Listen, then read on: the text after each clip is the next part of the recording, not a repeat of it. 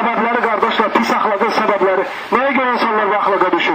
Bir sebepleri kaldı, bir de pis ahlakın mualicesi. Neye göre insanlar pis ahlaka düşürler? O sebepleri götürmemiz bizi xilas edecek bundan. Birinci sebep, insanın təbiyyətidir. Bazı insanların kalbi özündən, fitretinden insan ahlaksızdır. Böyle halda insan mütləq nəfsini hesaba çəkmək üçün vaxt ayırmalıdır.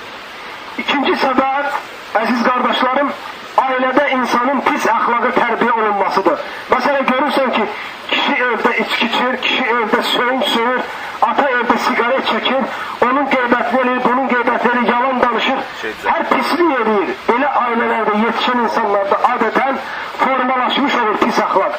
Bunların sebeplerinden biri ailede pis terbiye olunmaktır. Üçüncü, cemiyet. İnsanın yaşadığı cemiyet, beyat. Orada insanlar adeten bu geçen pis ahlaklara alışıpsa oradaki mühitten adam tesirlenir. Ona göre bunu nazara almak lazımdır. Dördüncüsü cahillik.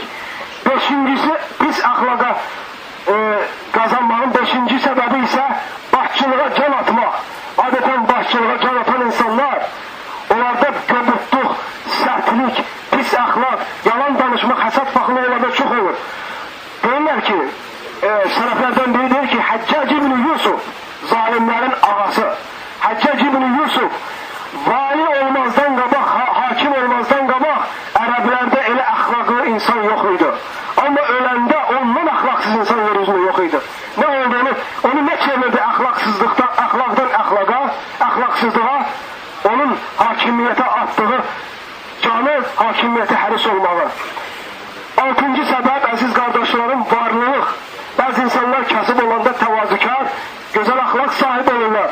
Varlandıkta ise başlıyorlar pis ahlak sahibi olmaya.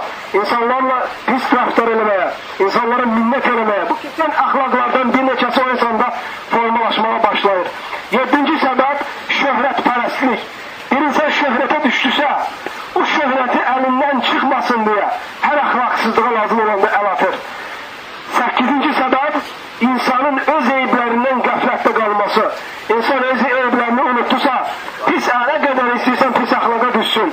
Onları dərk eləməyən bir vəziyyətə gəlir.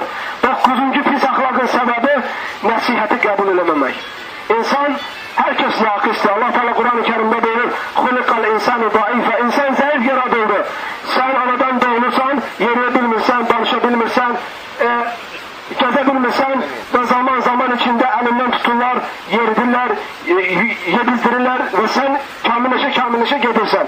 Ve insan təbiyyətindən nakistir.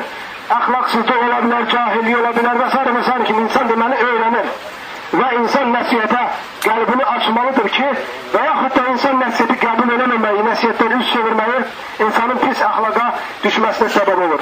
Onuncusu ise aziz kardeşlerim pis insanlarla oturup durmaktır.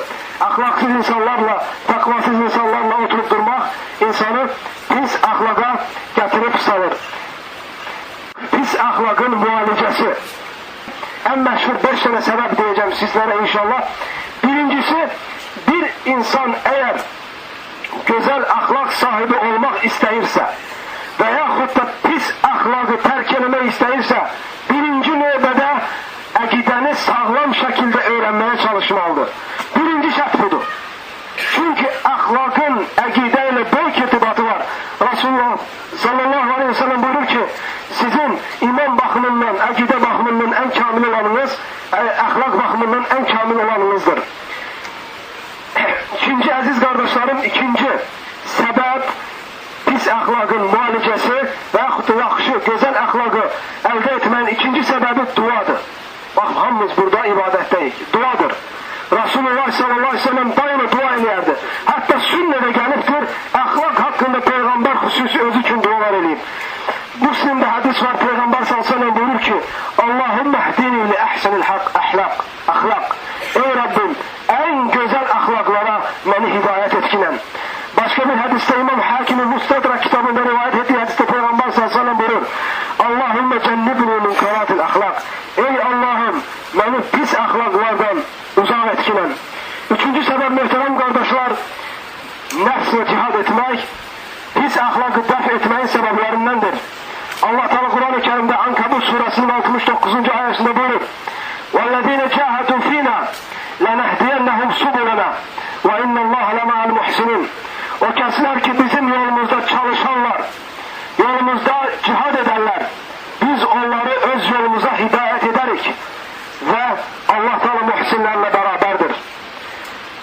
Dördüncü sebep aziz kardeşlerim, bir insan pis ahlakı def eləmək istəyirsə, güzel ahlaka sahip olmak istəyirsə, her ikisinin akıbetine bakmalıdır. Her ikisinin neticesine bakmalıdır. Daima pis ahlak insanın etrafından cemaat çekiler, insanlar ondan nefret eder, insanlar onunla sözlükte sıkılar. Öyle olmak istəyirsensə, özün biləcəksən. Yaxşı ahlaklı insanların yanında da həmişə insanlar olur. Onlar sevinir, onların oturuşundan həzz alınır, onların yanında oturmaktan insanlar bezinir. Beşinci ve son sebep aziz kardeşlerim, cahil keslerden uzak kalmak. Bazı kardeşler hata eləyir, cahillerle ünsiyeti get-gedə yoğludur ve deyir ki, ben onları dəvət edirəm. Ben bunu görürsən ki, günahları adiləşdirir ve sonra onun özü düşür. Görürsən ki, cemaat namazı kılmayanların yanına gedir, cemaat namazı kılmır.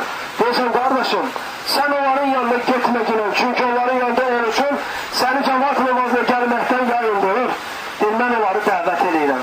Sen, onlar bir defa get dəvət elə, iki defa dəvət elə, üç defa dəvət elə, alındır tərk eləmək məcburiyyətindesən, öz nəfsini qorumaq üçün.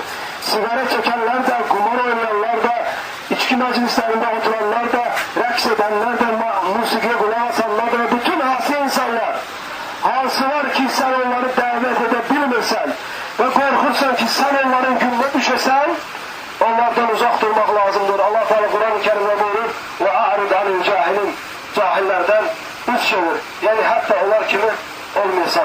Allah Teala dilerim ki bizleri eşit faydalardan etsin. Ve bizleri en güzel ahlak sahibinden etsin. Ahiret gibi Resulullah sallallahu aleyhi ve selleme en yakın olanlardan etsin. Resulullah sallallahu aleyhi ve sellem'in sevdiği keslerden etsin. Allah'ın güzel adlarıyla ve uca sıfatlarıyla dileyirəm ki, ettiğimiz bu haccı makbul ve mabrur hacılardan etsin. Sözlerimizde ve amellerimizde bizlere ihlas nasip eylesin.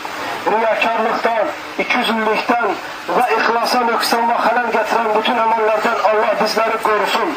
Allah'tan dilerim ki bizler bu dünyada mümin olarak yaşatsın ve öz huzuruna tevhid ehli kimi La ilahe illallah Muhammed Resulullah diyerek köşmeyi nasip eylesin.